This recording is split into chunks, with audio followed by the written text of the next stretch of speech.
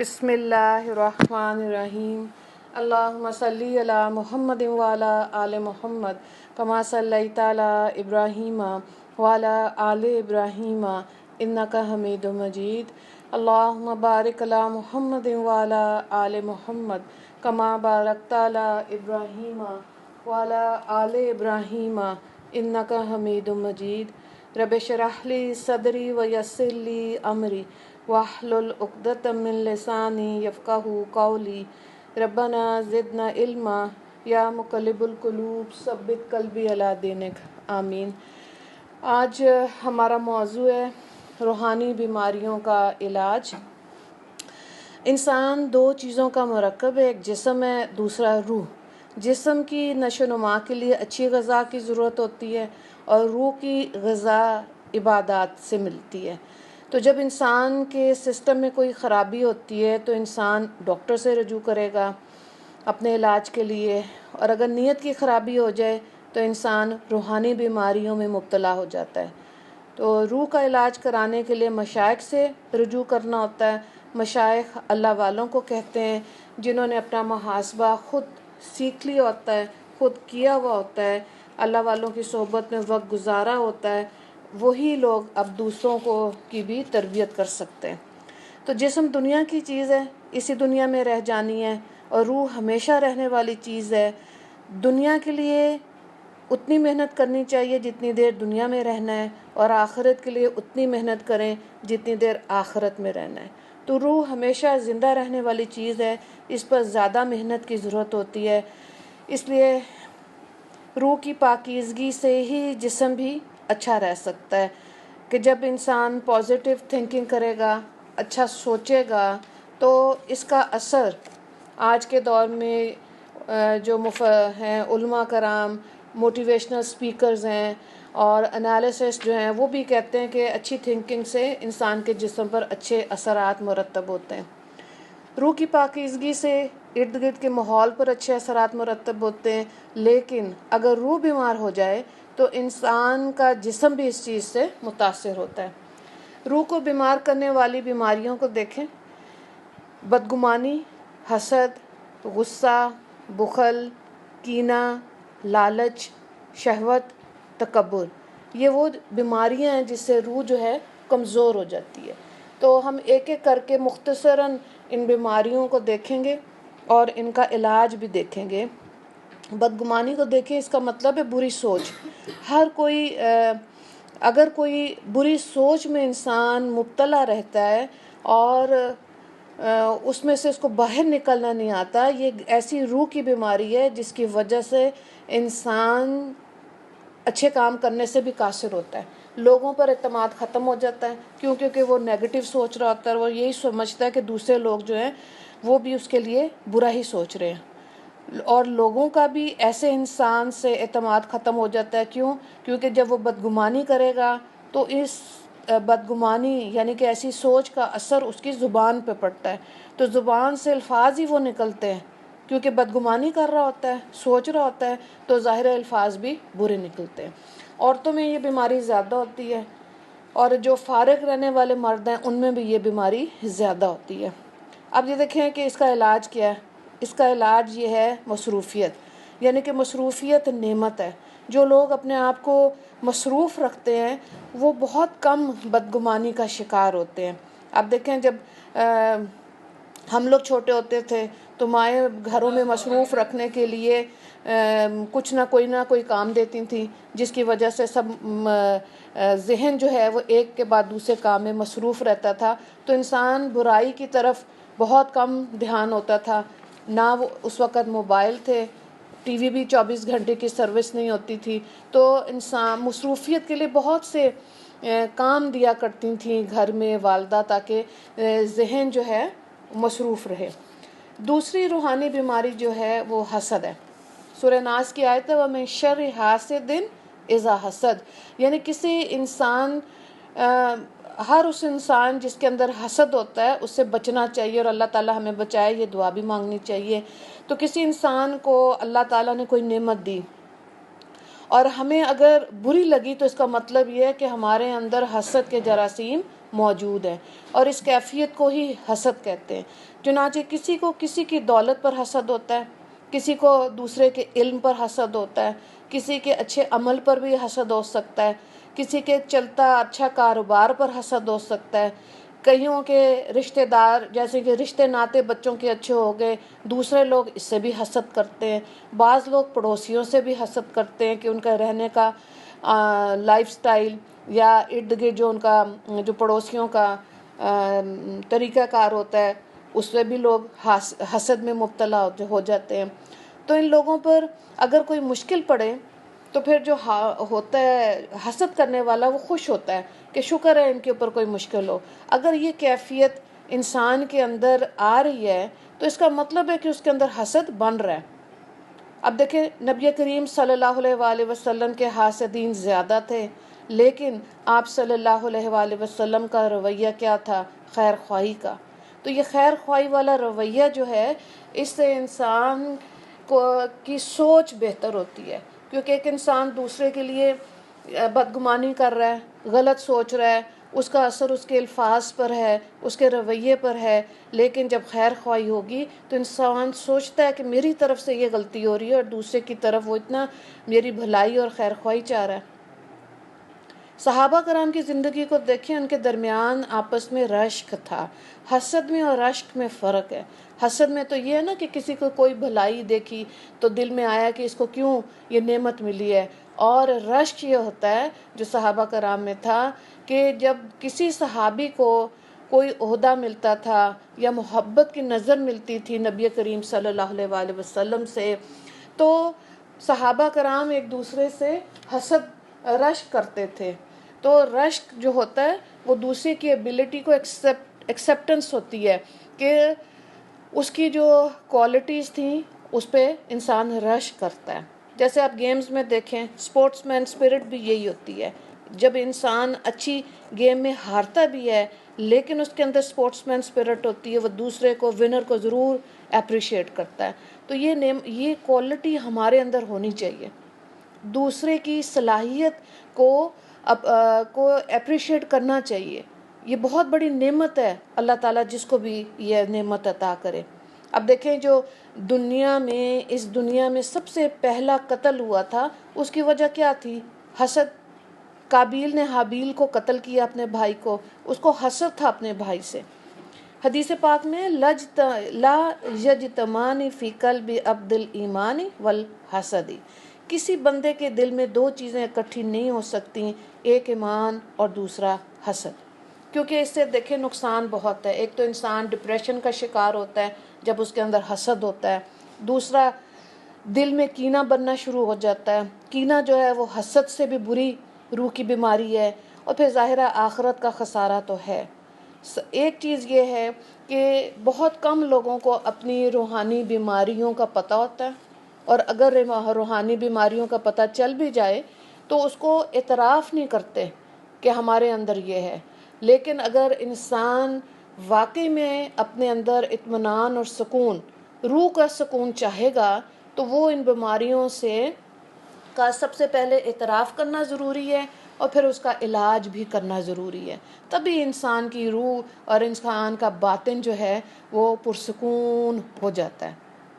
اللہ والوں کے پاس یہ نعمت بہت زیادہ ہوتی ہے، دنیا دار والوں کے پاس یہ بیماریاں زیادہ ہوتی ہیں۔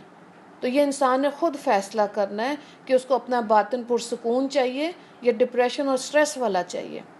حسد کا علاج دیکھیں، تعوذ زیادہ پڑھنا چاہیے، اور صبح شام کے جو اذکار ہیں اس میں معوذتین کا ذکر پڑھنا چاہیے۔ صبح بھی سورہ فلق، سورہ ناس، اس کو معوذتین کہتے ہیں، اور شام کو بھی ضرور اس کو پڑھیں۔ دوسری چیز ہے کہ صبر اور بدگمانی سے بچیں۔ اگر حسد سے بچنا ہے تو بری سوچیں، پتہ ہوتا ہے انسان دوسرا اس کے لیے حسد محسوس کر رہا ہے، لیکن تھوڑا سا صبر اور اپنے آپ کو بدگمانی سے بچائیں گے تو اس کا علاج ہو سکتا ہے۔ پھر جس سے حسد ہوتی ہے، جس سے بھی حسد ہوگا، اس کی غیبت کی بجائے تعریف کرنی چاہیے۔ کیوں؟ کیونکہ دل نے فیصلہ کیا نا کہ میں نے یہ فیصلہ کیا کہ میرے دل میں کسی کا حسد نہیں، میں کیوں کسی سے حسد کروں؟ تو اب اس کی جو خامی ہے وہ اس کی تعریف کرنی چاہیے، یعنی کہ مجھے اس کی تعریف زیادہ کرنی چاہیے. اس طرح سے بھی یہ حسد کا علاج ہو سکتا ہے. پھر اگلی چیز یہ ہے کہ ہدیہ یا تحفہ دیں. جس سے حسد ہوتا ہے اس کو دیں. اب یہ کرنے کے لیے بھی ہمت چاہیے، ورنہ تو انسان کے جس سے حسد ہوتا ہے اس کے لیے کیوں اچھا الفاظ بولے. تو یہ توفیق اللہ سے مانگنی چاہیے کہ یا اللہ میں نہیں اپنے دل میں یہ بیماری رکھنا چاہتی، اس لیے مجھے توفیق دیں کہ میں اس کو ہدیہ بھی دوں، اس کی تعریف کروں، تاکہ ہماری زبانیں بھی غیبت سے بچ جائیں. پھر اس کے لیے اگلا نقطہ کیا ہے جو علماء کرام نے ہماری رہنمائی کی کہ اس کے لیے دعا کریں کہ اللہ تعالیٰ اس کو نیکی کی توفیق دے، خیر خواہی کی توفیق دے. وہ بھی امتی ہے، وہ بھی ہمارے نبی کی اس امت کا حصہ ہے. تو جب ایسے جذبات رکھیں گے تو دیکھیں بدگمانی سے ذہن صاف ہوا اور دل حسد سے صاف ہوا. تیسری روحانی بیماری کو دیکھیں، اس کا یہ ہے کینہ. کینہ کیا ہوتا ہے؟ کسی انسان کے بارے میں نفرت ہو، میل ہو، اس کو کینہ کہتے ہیں. یعنی کسی کی نعمت پر حسد کے ساتھ ساتھ یہ خواہش دل میں ہو کہ کسی طرح اس کو جو نعمت ملی ہے وہ اس سے چھن جائے. مجھے ملے نہ ملے لیکن اس کے پاس بھی نہیں ہونی چاہیے. عربی میں اس کو غل کہتے ہیں، اور یہ بہت بری چیز ہے جس سے انسان کو تکلیف ہوتی ہے. اب دیکھیں کسی کی بھی جو خامی ہے وہ ہماری خوبی نہیں بن سکتی، تو اس لیے ہمیں کیوں کسی سے حسد کریں یا کینہ رکھیں. برائی سے، یعنی کہ انسان کی برائی سے نفرت ہونی چاہیے، اس انسان سے نفرت نہیں ہونی چاہیے، تب یہ علاج ممکن ہوتا ہے. اب آپ اس کی ایک چھوٹی سی مثال دیکھیں. بچوں میں غل نہیں ہوتا، چھوٹے بچوں میں، یہ مردوں میں اور عورتوں کی چیزیں ہیں. باپ نے ڈانٹا نا بچے کو، تھوڑی دیر کے بعد وہ پھر کھیلنا شروع ہو جاتا ہے، باپ کے گلے لگ جاتا ہے، کیونکہ وہ ان چیزوں کو نہیں سمجھتا. تو بچہ جو ہوتا ہے نا اس کا سینہ بالکل بغیر کینے کے ہوتا ہے. اور اگر ہم جانوروں میں دیکھیں تو جانوروں میں اونٹ کے اندر کینہ زیادہ ہوتا ہے. مالک نے کبھی اس کو مارا اونٹ کو تو وہ دل میں رکھتا ہے، اور پھر وہ ہوتا ہے اور پھر اس کو 6 مہینے یا سال کے بعد جب اس کو موقع ملتا ہے تو وہ اپنے مالک سے بدلہ لے لیتا ہے. وہ بدلے کے انتظار میں تانے بانے بناتا ہے، اس وقت کا انتظار کرتا ہے کہ جب وہ اپنا بدلہ لے سکے. تو اس کا مطلب ہے کہ دل میں کینہ ہے، کیونکہ دل دماغ جل رہا ہے. اس کی علامات کیا ہوتی ہیں؟ کیسے پتہ چلے کہ ہمارے اندر کینہ ہے؟ پہلی چیز تو یہ ہے کہ کینے والا دل جو ہے نا وہ دوسروں کے عیب ڈھونڈتا رہتا ہے کہ وہ اس کے اندر کون کون سی برائیاں ہیں. دوسری چیز یہ ہوتی ہے کہ کینہ جس کے اندر ہوتا ہے وہ دوسرے کو مصیبت میں دیکھ کر خوش ہوتا ہے کہ اچھا ہوا اس کے ساتھ ایسے ہوا. تیسری علامت کیا ہے کہ وہ اس کو حقیر سمجھتا ہے، مذاق اڑاتا ہے. اور چوتھی چیز کیا ہے کہ اس انسان کے راز کھول دیتا ہے وہ دوسروں کے آگے. کیوں؟ کیونکہ دل میں کینہ ہے نا، تو اب ہر حال میں دل یہ کرے گا کہ دل یہ چاہے گا کہ اس کا نقصان ہو. اور پھر عیب جوئی کرتا ہے. جو کا مطلب ہوتا ہے ڈھونڈنا، اس کے عیبوں کو ڈھونڈنا. جب عیب ملنا شروع ہو جاتے ہیں تو پھر عیب گوئی کرتا ہے، ان کو بیان بھی کرتا ہے لوگوں کے اندر. تو اس کا مطلب ہے اگر یہ علامات میں سے کوئی بھی ایک علامت انسان کے اندر ہے تو اس کا مطلب ہے دل کے اندر کینہ ہے، سینے جو ہے وہ کینے والا سینہ ہے. اب اس کا علاج کو دیکھیں. معاف کرنے کا اخلاق ہونا چاہیے، ٹھیک ہے. کسی کی غلطی کو معاف کرنے کی یہ توفیق مانگنی چاہیے، ورنہ بہت سے لوگ ایسے ہیں جو کہتے ہیں زبان سے تو معاف کر دیتے ہیں لیکن ان کے اندر کیونکہ دل سے معاف نہیں کیا ہوا ہوتا تو وہ جلن، وہ کڑن اس کے انسان کے اندر ہی ہوتا ہے اور کینہ نہیں جاتا اس کے اندر سے. تو اس لیے معاف کرنا اللہ کی صفت ہے. انسان کے لیے بڑا مشکل ہے، لیکن ہم چاہتے ہیں کہ آخرت میں، دنیا میں بھی ہمارے عیب ڈھکے چھپے رہیں، آخرت میں بھی اللہ ہمارے عیبوں پہ پردہ ڈالے. جب ہم اللہ سے یہ اپنے لیے چاہتے ہیں تو دوسروں پر بھی ہمیں پردہ ڈالنا چاہیے. کتنی اعلیٰ بات ہے کہ کسی کی ہم برائی نہ کریں. یہ خیر خواہی اللہ سے مانگنی چاہیے. پھر یہ کہ حدیث پاک کا زیادہ مطالعہ کریں. جو لوگ حدیث کو زیادہ پڑھتے ہیں نا، کہ حدیث کیا ہے، یعنی کہ وہ عمل جو نبی کریم صلی اللہ علیہ وآلہ وسلم نے کر کے دکھایا. تو جو لوگ حدیث کی کتب کا مطالعہ کرتے ہیں وہ بار بار یہ پڑھتے ہیں، حدیث کو پڑھتے ہیں اور پھر سنتے ہیں، اور پھر ان کے دل میں نرمی پیدا ہوتی ہے کہ ہمارے نبی کا عمل یہ تھا۔ تو جو لوگ حدیث کو مانتے ہی نہیں ہیں، جو پڑھیں گے ہی نہیں، کیسے زندگی گزارنے کا طریقہ سمجھ آئے؟ نہیں آ سکتا، کیونکہ قرآن میں جو احکامات ہیں وہ نبی کریم صلی اللہ علیہ وآلہ وسلم نے اس پر عمل کر کے دکھایا، اس لیے حدیث پڑھنے والوں کے دل نرم ہو جاتے ہیں۔ تو اس لیے کوشش ہونی چاہیے، اور پھر رات کو سونے سے پہلے سب کو معاف کرنے کی عادت ہونی چاہیے۔ یہ واقعہ آپ لوگوں نے سنا ہوگا کہ ایک دفعہ آپ صلی اللہ علیہ وآلہ وسلم نے ایک صحابی کا ذکر کیا، نام مجھے بھول گیا ہے، کہ اگر کسی نے جنتی کو دیکھنا ہو تو اس کو دیکھو، یہ جنتی ہے۔ کتنی اعلیٰ بات تھی، باقی صحابہ کرام میں رشک آیا کہ دنیا میں اللہ ہمارے نبی نے ان کو جنت کی بشارت دے دی۔ تو ایک دوسرے صحابی ان کو شوق آیا، انہوں نے کہا کیا میں آپ کے گھر میں مہمان رہ سکتا ہوں؟ انہوں نے کہا جی۔ اب وہ جنتی صحابی کے گھر میں 3 دن رہے۔ تیسرے دن انہوں نے جنتی صحابی کو کہا کہ میں نے تو آپ کا ایسا کوئی عمل نہیں دیکھا جس کی وجہ سے مجھے لگے کہ آپ جنتی ہیں۔ تو وہ صحابی کہتے ہیں واقعی آپ نے میرا ایسا کوئی، میں نارمل روٹین میں نماز پڑھتا ہوں، تلاوت کرتا ہوں، لیکن ایک کام ہے، رات کو جب میں سوتا ہوں میں سب کو معاف کر کے سوتا ہوں۔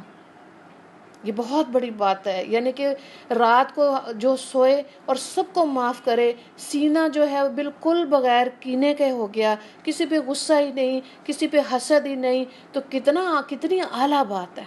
ایک نئے دن کا آغاز صاف شفاف دل کے ساتھ کرے، صاف شفاف دل و دماغ کے ساتھ کرے، تو بہت اعلیٰ ظرف ہے۔ اللہ سے یہ توفیق مانگنی چاہیے کہ اللہ ہمیں بھی ایسی توفیق دے، اور پھر ہم عمل بھی کریں۔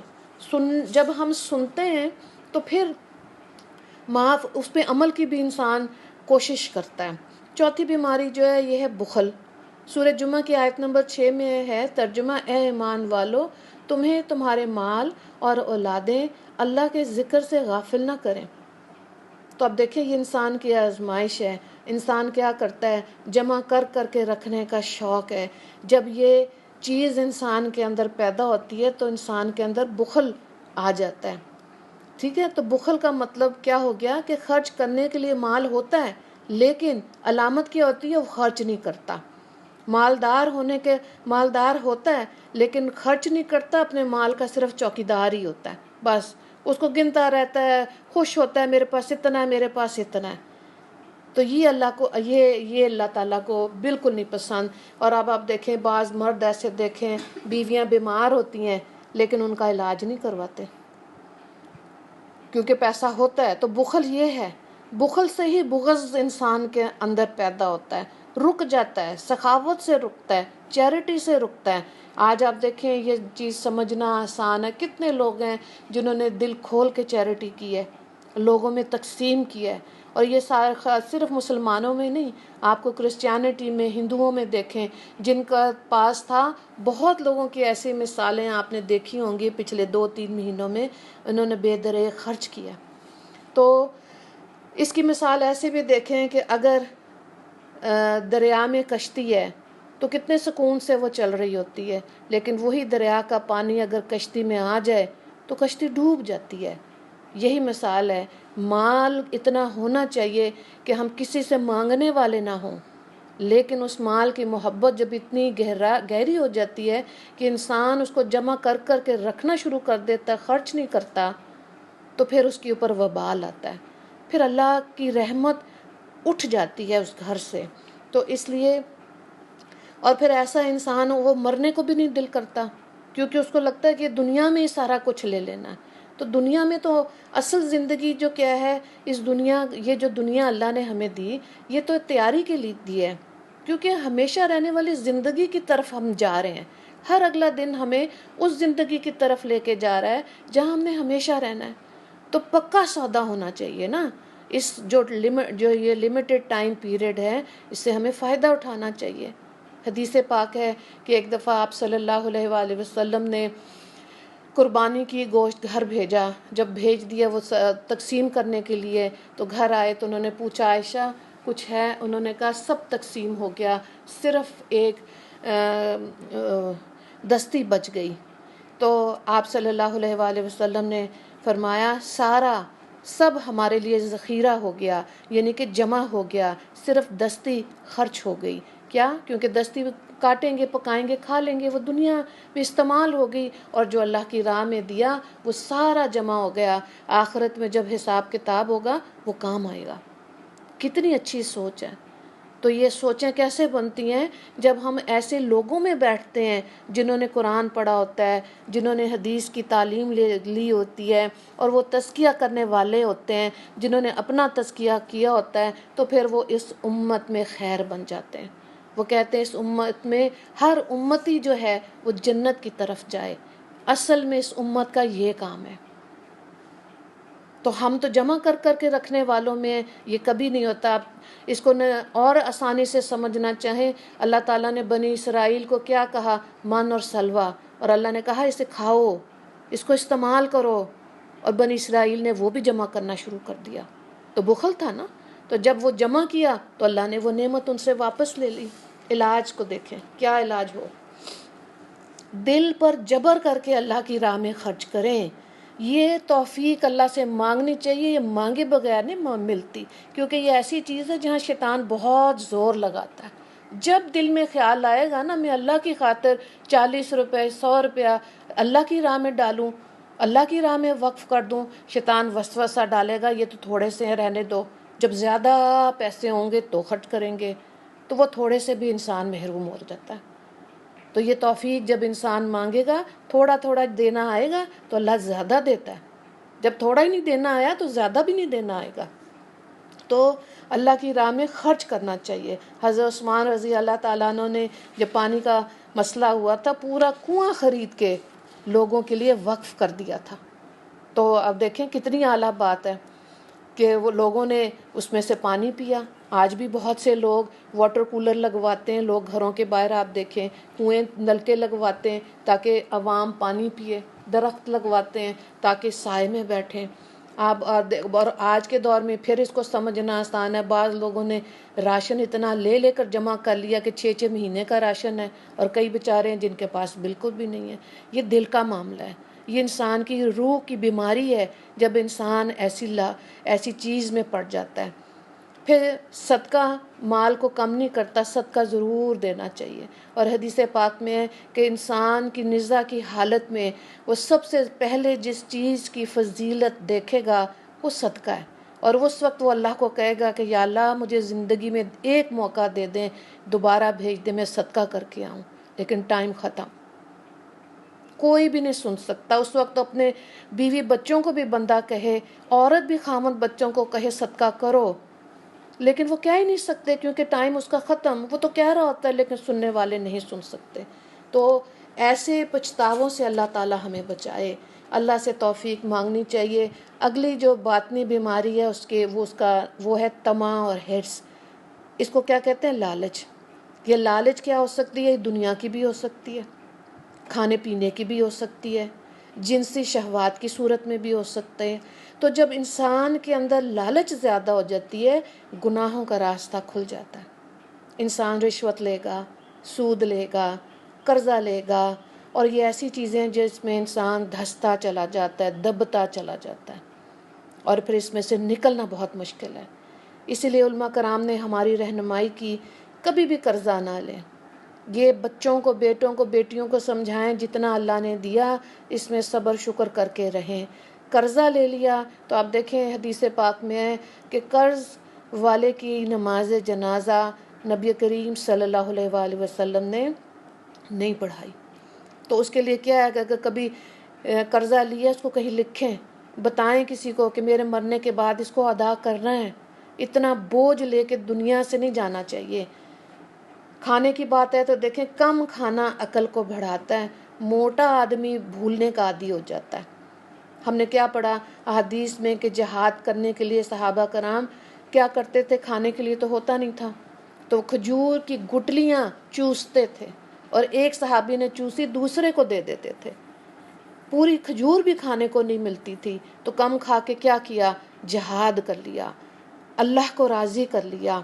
شیر کے لیے آتا ہے کہ شیر ہفتے میں 1 دن کھاتا ہے، 6 دن بھوکا رہتا ہے، وہ شیر کہلایا۔ ہم کیا کرتے ہیں کہ کھانے کے بعد میٹھا ہونا چاہیے، سنت ہے، تو بات یہ ہے کہ یہ سنت نہیں ہے، کم کھانا سنت ہے۔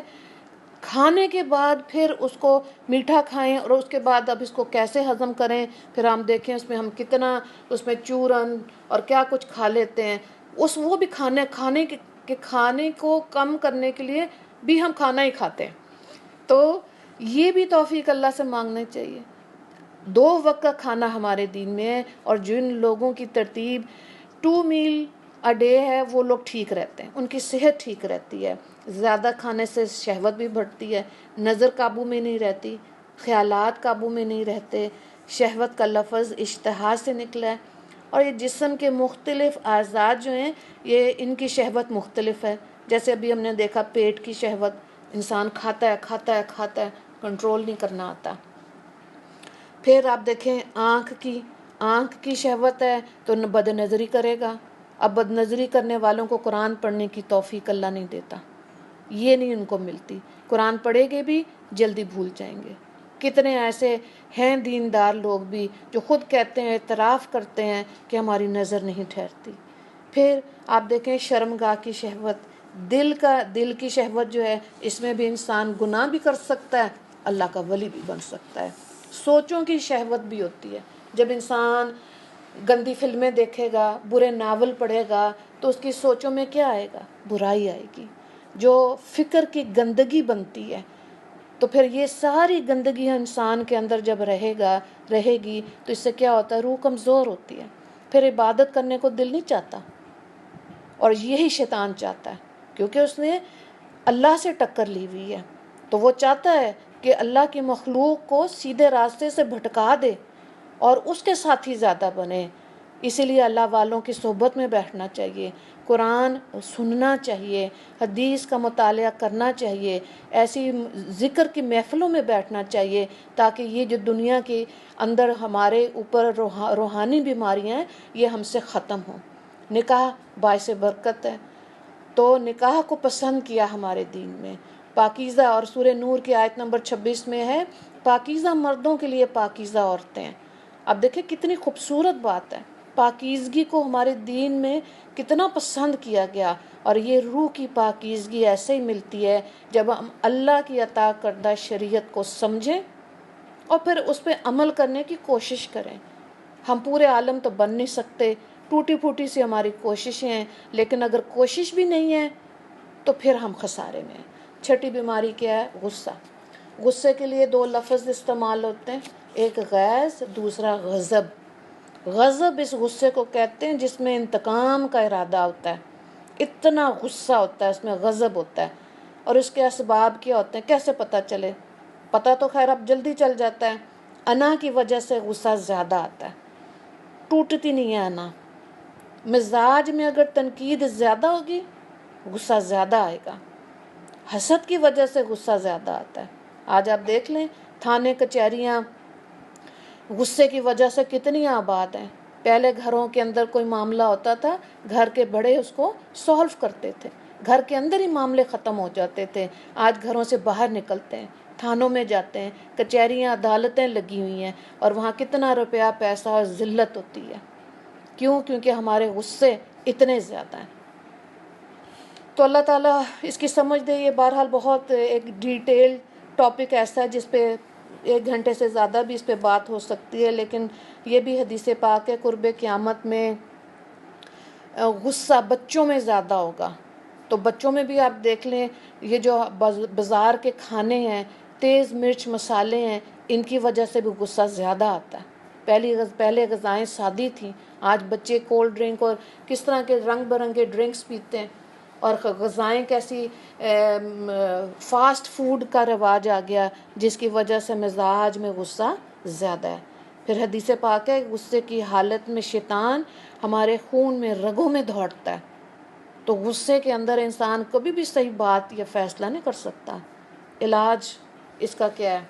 جب غصے میں ایک آدمی ہو، دوسرے کو خاموش ہونا چاہیے، تھوڑی دیر صبر کرنا چاہیے، پانی پی لیں یا وضو کریں۔ تیسری چیز ہے تعوذ، اعوذ باللہ پڑھیں، یہ میری زندگی کا آزمودہ ہے کہ جب غصہ آئے گھر میں، بچے پہ، کسی پہ بھی، 3 دفعہ تعوذ کیا؟ اعوذ باللہ من الشیطان الرجیم 3 دفعہ پڑھیں، اللہ کا بڑا کرم ہو جاتا ہے، غصے والے آدمی کا غصہ تھم جاتا ہے۔ کون کرے گا یہ؟ جس کو پتہ چلے گا۔ آپ میں سے اب جو سن رہا ہے اس کو پتہ چل گیا، یقین کر کے اس کو عمل میں زندگی میں لے کر آئیں، اللہ تعالیٰ آپ کو دکھائے گا۔ غصے میں انسان بہت نقصان اٹھاتا ہے، اور جب غصہ ختم ہوتا ہے اس وقت احساس ہوتا ہے کہ ہم سے کیا غلطی ہوئی ہے۔ موعظتین پڑھ لیں، اگر شدید ترین غصہ ہے سورہ فلق، سورہ ناس پڑھ لیں، یہ پڑھیں، اللہ تعالیٰ سامنے والے کا غصہ تھما دیتا ہے، پکی بات ہے۔ پورے قرآن کو اگر آپ دیکھیں، ہم پڑھیں، آپ میں سے جو پڑھتے ہیں ان میں دیکھیں، پورے قرآن میں درمیان میں سینٹر میں ایک لفظ ہے وَلْيَتَلَطَّفْ۔ کیا مطلب ہے؟ اور نرمی اختیار کرو۔ غصے والا بندہ تو نہیں کر سکتا۔ یہ نرمی جو ہے بہت سے معاملات کو سمیٹ دیتی ہے، گھروں میں خوشی آتی ہے، سکون آتا ہے ان لوگوں کے گھروں میں جو نرمی کو سمجھتے ہیں، اپنے اوپر محنت کرتے ہیں، اپنا محاسبہ کرتے ہیں، روحانی بیماریوں کو ایکسیپٹ کر کے اس کا علاج اللہ سے مانگتے ہیں۔ جو ہم علاج ہی آج دیکھ رہے ہیں نا کہ بیماری ہے، اس کے سمٹمز کیا ہیں، اس کی ریمیڈی کیا ہے، تو ریمیڈی میں جب انسان کوشش کرے گا تو اللہ تعالیٰ ضرور عطا کر دیتا ہے۔ 7ویں بیماری ہے تکبر۔ حدیث پاک میں ہے لا يدخل الجنت من کان فی قلبہ مثقال ذرۃ من کبر۔ جنت میں وہ شخص داخل نہیں ہو سکتا جس کے دل میں ذرہ برابر بھی تکبر ہوگا۔ ذرے کو سمجھتے ہیں نا؟ ذرہ کتنا چھوٹا ہوتا ہے، رائی کا دانہ کتنا باریک ہوتا ہے، کس سے مثال اللہ نے دی ہے؟ ذرے سے۔ اور تکبر کیا مطلب کیا ہے؟ تکبر کا مطلب ہے بڑائی، اپنے آپ کو بڑا سمجھنا، دوسرے کو چھوٹا سمجھنا۔ تکبر انسان کے نفس میں ہوتا ہے۔ پہلی نافرمانی کی وجہ کیا تھی؟ تکبر۔ شیطان نے تکبر کیا تھا۔ عزازیل تھا وہ، جو عزازیل سے، یہ اس شیطان کا اپنا ذاتی نام تھا جس سے وہ ابلیس بن گیا۔ کیوں؟ کیونکہ اس نے تکبر کیا۔ اللہ نے کہا سجدہ کرو، اس نے اپنے آپ کو کہا کہ میں کیوں کروں سجدہ؟ تو حدیث قدسی ہے، اللہ رب العزت فرماتے ہیں بڑائی میری چادر ہے، اس کو مت کھینچو۔ اسی لیے حضرت لقمان کی نصیحت ہے کہ کیا فرماتے ہیں؟ زمین میں اکڑ کر نہ چلو، نہ تم زمین کو پھاڑ سکتے ہو اور نہ تم پہاڑوں کی اونچائی کو حاصل کر سکتے ہو۔ کیسی سینسیٹیو چیز ہے نا، کتنی چیزیں ہیں جو انسان کے اندر کبر تکبر بناتی ہیں۔ تو یہ تزکیہ انسان نے خود کرنا ہے۔ جب میں مدرسے میں تھی، وہاں پہ اعتکاف جب کرنا تھا تو وہ وہاں پہ جو علماء کرام تھے، انہوں نے کہا جو بچیاں اعتکاف پہ، خواتین اعتکاف پہ بیٹھ رہی ہیں، وہ یہ نیت کر کے بیٹھیں کہ اللہ تعالیٰ میرے شر سے اس مخلوق کو اتنے دن بچا کے رکھے گا۔ اور یہ ایسی سوچ تھی، جب میں نے پہلی دفعہ جب یہ جملہ سنا مجھے بڑی حیرت ہوئی۔ نارملی ہماری اپروچ کیا ہوتی ہے کہ جی ہم اعتکاف کریں، ہم نیک ہیں، شکر ہم لوگوں کے سے بچ گئے۔ اور یہ ایسی سینسیٹیو چیز تھی، اتنی باریک تھی کہ اس کو ہضم کرنے میں بھی کافی ٹائم لگا، لیکن پھر اللہ کا شکر ادا کیا کہ شکر اللہ نے کانوں تک یہ بات پہنچائی۔ انسان کے اندر کا شرارت ہی تکبر بناتا ہے، اور ہمیں پتہ ہی نہیں چلتا ہم کن کن موقعوں پہ تکبر کر جاتے ہیں۔ اور علماء کرام نے فرمایا کہ جو لوگ تکبر کرتے ہیں اور وہ لوگ جو شرمیلے ہوتے ہیں، یہ دونوں لوگ دین کا علم حاصل نہیں کر سکتے۔ تو کتنی محرومی کی بات ہے، جب دین کی ہی نہیں سمجھ آئے گی تو کوڈ آف لائف کی ہی سمجھ نہیں آئے گی، زندگی کے مقصد کی نہیں سمجھ آئے گی، تو پھر زندگی گزر جائے گی ایسے ہی اور وقت ضائع ہو جائے گا۔ تکبر کی 3 اقسام ہیں۔ ایک اللہ تعالیٰ سے تکبر، جیسے فرعون نے کیا، اس نے کیا کہا؟ انا ربکم الاعلی، اس نے خود ہی خدائی کا دعویٰ کر دیا، اپنے آپ کو اتنا بڑا بنا لیا۔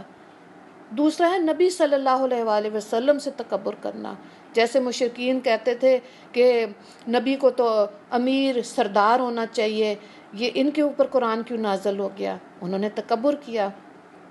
عام لوگوں میں اللہ تعالیٰ کہتے ہیں قرآن پاک میں سورہ البقرہ آیت نمبر 206، اللہ سے ڈرو۔ غرور اور تکبر سے گناہ میں انسان مبتلا ہو جاتا ہے، تو اللہ سے ڈرنے کا حکم ہے۔ تو اللہ سے ڈر کیسے ہوگا؟ جب اللہ تعالیٰ کو ہم سوچیں گے، اللہ کی خدائی میں غور و فکر کریں گے، قرآن کو پڑھیں گے، یہ تدبر کرنا آئے گا، تو ہی اللہ کی محبت اللہ کے خوف میں بدلے گی۔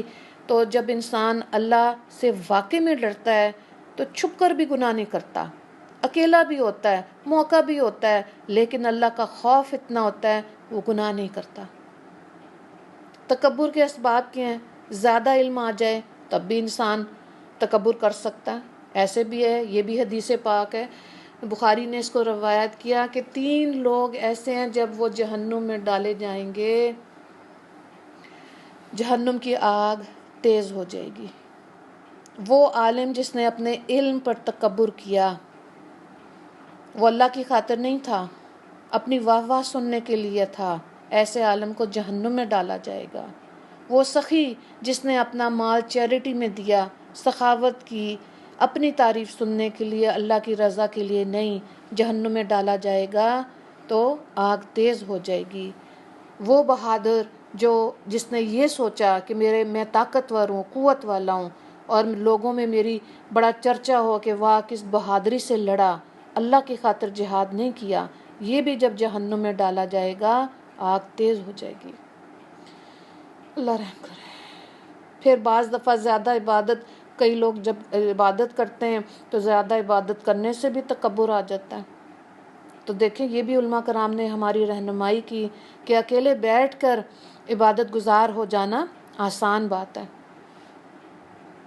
لوگوں کے اندر دین کو سیکھ کر لوگوں میں پھیلانا تو ظاہر رویے دیکھنے پڑتے ہیں نا، یہ مشکل چیز ہوتی ہے تبلیغ، لیکن یہ نعمت ہے۔ اگر نصیحت اور تبلیغ آج ختم ہو جائے، امر بالمعروف ختم ہو جائے، تو پھر دیکھیں ہمارے نفس تو بہت موٹے ہیں، تو ہماری روحانی بیماریاں کتنی زیادہ ہو جائیں گی۔ تو یہ اللہ کا کرم ہے کہ ہم کو روک ٹوک کرنے والے ہمارے بڑے علماء کرام، یہ جس کو شوق ہوگا وہی ایسی صحبت لیتا ہے، وہی ان لوگوں میں بیٹھتا ہے تاکہ اپنی اصلاح کرے۔ تزکیہ یہی ہے کہ انسان اپنی اصلاح کے لیے ہمہ وقت تیار رہے۔ پھر نسب اونچے خاندان والے بھی تکبر کرتے ہیں، حسن و جمال میں بھی لوگ تکبر کر جاتے ہیں، مال و دولت میں بھی کر جاتے ہیں، اور زیادہ صحت اچھی ہو تب بھی تکبر کر جاتے ہیں۔ قوت کو دیکھیں، اگر طاقتور ہیں تو ایک چھوٹے سے، آج کے دور میں اس کو سمجھنا آسان ہے، یہ وائرس جو ہے کرونا وائرس سمجھنے میں آسان ہو گیا نا، ایک ان سین چھوٹا سا جو جراثیم ہے بڑے بڑے طاقت والوں کو کیا کر دیا، بیمار کر دیا، اور وہ نہ صرف بیمار ہوئے، دنیا ہی سے چلے گئے۔ گو کہ اس میں بہت سے لوگ ہیں جو صحت یاب بھی ہو رہے ہیں، لیکن دیکھیں کیسے اللہ تعالیٰ بعض دفعہ اپنی خدائی دکھاتا ہے۔ تو اس لیے عاجزی اللہ کو پسند ہے، تکبر نہیں اللہ کو پسند۔ علاج کو دیکھیں، انسان سوچے کہ قیامت میں نہ نسب کام آئے گا، نہ حسن و جمال کام آئے گا، نہ مال و دولت آئے گی۔ حضرت نوح علیہ السلام کا بیٹا دیکھیں، نبی کا بیٹا ہے، لیکن کیا کوئی نسبت کام نہیں آئی کیونکہ نافرمان تھا، تو کام نہیں آیا۔ تو اس لیے تکبر کے جو علاج ہیں اس میں 2 قسم کا، ایک علمی نقطہ بھی ہے، ایک عملی بھی ہے۔ یعنی کہ انسان کو سوچنا چاہیے کہ ہماری پیدائش ناپاک قطرے سے ہوئی، اللہ نے ہمیں مٹی سے بنایا ہے، اور مٹی کے اندر عاجزی ہے۔ اس کو ایسے دیکھیں کہ مسلمان اور ہندو جو ہیں ان کی تدفین میں کتنا فرق ہے۔ مسلمان مرتا ہے وہ زمین کے نیچے جاتا ہے، اور ہندو مرتا ہے وہ آگ میں جلایا جاتا ہے۔ تو عملی طور پر جو چیز ہے اس میں یہ ہے کہ تواضع والے کام زیادہ کرنے چاہیے۔ جیسے کہتے ہیں نا علماء کرام کہ عبادت سے خدا ملتا ہے، عبادت سے جنت ملتی ہے، خدمت سے خدا ملتا ہے۔ تو دوسروں کا کام کرنے سے بوجھ محسوس نہیں ہونا چاہیے، لیکن یہ تربیت سمجھنا چاہیں گے تو ہم یہ تربیت لے سکتے ہیں۔ اور ہمارا جسم کو اللہ نے بنایا ہی ایسے ہے کہ اس میں یہ چلتا پھرتا رہے گا تو یہ ٹھیک رہتا ہے۔ تو یہ اللہ تو ہمیں توفیق دے، اللہ ہمیں یہ سمجھ دے کہ ہم دوسروں کے کام آ سکیں۔ اور اپنی جتنی بھی روحانی بیماری ہیں اس کا اعتراف کریں گے تو ہی ہم اس کی اصلاح کر سکتے ہیں۔ یہاں پر ہم بات کو تھوڑی سی یہ واقعے کے بعد مکمل کر لیتے ہیں۔ حضرت ابو ذر رضی اللہ تعالیٰ عنہ کی فضیلت کے بارے میں امام راضی اپنی تفسیر میں حدیث پاک نقل کرتے ہیں۔ حضرت جبرائیل علیہ السلام نبی کریم صلی اللہ علیہ وآلہ وسلم کے پاس تشریف لائے اور فرمایا ابو ذر تشریف لا رہے ہیں۔ آپ صلی اللہ علیہ وآلہ وسلم حیران ہوئے، ان کا ذکر سن کر پوچھا ان سے حضرت جبرائیل سے آپ کو کیسے تعارف ہوا ان کا؟ انہوں نے کہا کہ اللہ کے محبوب جتنے ابو ذر آپ لوگوں میں مشہور ہیں اس سے زیادہ وہ آسمان پر فرشتوں میں مشہور ہیں۔ آپ صلی اللہ علیہ وآلہ وسلم نے ان کو یہ فضیلت آپ صلی اللہ علیہ وآلہ وسلم نے پوچھا کہ یہ فضیلت ان کو کیسے حاصل ہوئی؟ تو حضرت جبرائیل علیہ السلام نے فرمایا یہ اپنے آپ کو اپنی ذات میں چھوٹا سمجھتے ہیں، قرآن کی قرأت زیادہ کرتے ہیں، اسی لیے یہ فرشتوں میں مشہور ہیں۔ کتنی اعلیٰ بات ہے نا، کتنا یہ باریک سا نقطہ ہے۔ ہم تو چاہتے ہیں کہ اللہ نے تو دنیا بنائی، اس لیے یہ مخلوق بنائی انسان، کہ اللہ نے کہا اس مخلوق کو اللہ نے علم سے نوازا، فرشتوں کو یہ چیز نہیں دی، انسان کو اشرف المخلوقات بنایا اور انسان سے کیا چاہا کہ اللہ کو پہچانے، اللہ کی پہچان حاصل کرے۔ تو ہم تو اپنی اپنی پہچانوں میں لگ گئے، مجھے پہچانو، میں ایسا، میں ایسی، میرا کھانا پینا، میرا لباس، میرا علم، میری طاقت۔ اس لیے نہیں آئے تھے، اسی لیے ہم خسارے میں ہیں، اسی لیے ہم ڈپریشن میں ہیں، اسی لیے ہمیں روح کا سکون نہیں ملتا کہ ہم میں زیادہ بولتے ہیں۔ بڑی خوبصورت دعا ہے، یہ مانگنی چاہیے، اللہم جعلنی فی عینی صغیرن، اے اللہ مجھے اپنی نظر میں چھوٹا بنا دے، وفی عین الناس کبیرہ، اور دوسروں کی نظر میں بڑا بنا دے۔ اللہ دوسروں کی نظر میں بڑا کیسے بناتا ہے؟ جب انسان اپنے آپ کو خود اپنی نظر میں چھوٹا بناتا ہے، پھر اللہ دوسروں کے دلوں میں اس انسان کی عزت ڈال دیتا ہے، اللہ عزتوں کے تاج پہنا دیتا ہے۔ یہ اللہ کا وعدہ ہے۔ کیوں؟ کیونکہ اس انسان نے عاجزی کو سیکھا ہے۔ تو روحانی بیماریوں میں ہم نے اپنے آپ کو اپنا محاسبہ کرنا ہے، اور دیکھیں وسوسے اور نفس سے، اس برائی سے بھی بچنا ہے۔ وسوسہ کیا ہے؟ شیطان کی طرف سے برا خیال اور بدگمانی بھی ہمیں اسی وجہ سے آتی ہے۔ نفس کیا ہے؟ انسان کا اپنا نفس جو اس کو برائی کی طرف لے کے جاتا ہے، جس کا ذکر قرآن پاک میں 3 قسم کے نفس کا قرآن میں ذکر آیا۔ نفس امارہ، اس کو قرآن میں کافروں کا نفس قرار دیا، جس میں کافر اپنے لیے اچھا، وہ اب صرف اپنے آپ کو ہی اچھا سمجھتے ہیں۔ دوسرا نفس جو ہے یہ نفس لوامہ ہے، اور سورہ القیامہ میں اس کا ذکر آیا، اور اس میں انسان غلطیاں کرتا ہے، گناہ کرتا ہے، لیکن توبہ بھی کرتا ہے۔ یہ ہمارے جیسے لوگ ہیں، ہم غلطیاں کر رہے ہوتے ہیں اور اللہ سے معافیاں مانگ رہے ہوتے ہیں، پھر غلطیاں کر رہے ہوتے ہیں۔ تیسرا نفس جو ہے سورہ فجر میں جس کا ذکر ہے وہ ہے نفس مطمئنہ۔ یہ اللہ کے ولیوں کا نفس ہوتا ہے، جس حال میں اللہ نے رکھا اس پہ مطمئن ہے۔ تو تقدیر تو لکھ دی گئی تھی، لوح محفوظ پر تقدیر اچھی بری لکھ دی گئی تھی۔ جب انسان تقدیر کو بھی سمجھ جاتا ہے وہ شکوہ نہیں کرتا۔ اپنے آپ کو بہتر کیسے کر سکتا ہے؟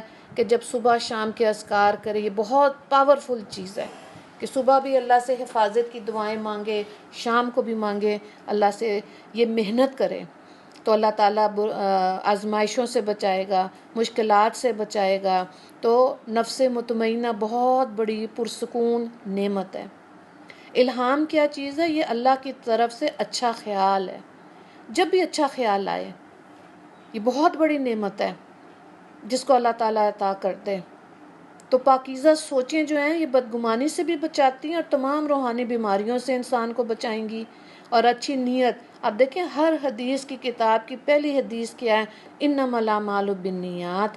جو نیت ہم اچھی کریں گے، تو اس حدیث سے پاک کی تشریح کرتے ہوئے علماء کرام ہمیں کیا سمجھاتے ہیں کہ جب آپ نے اچھی نیت کی، اللہ نے دائیں ہاتھ پہ فرشتے کو کہا لکھ لو، تو اچھی نیت کا اجر و ثواب ملنا شروع ہو جاتا ہے۔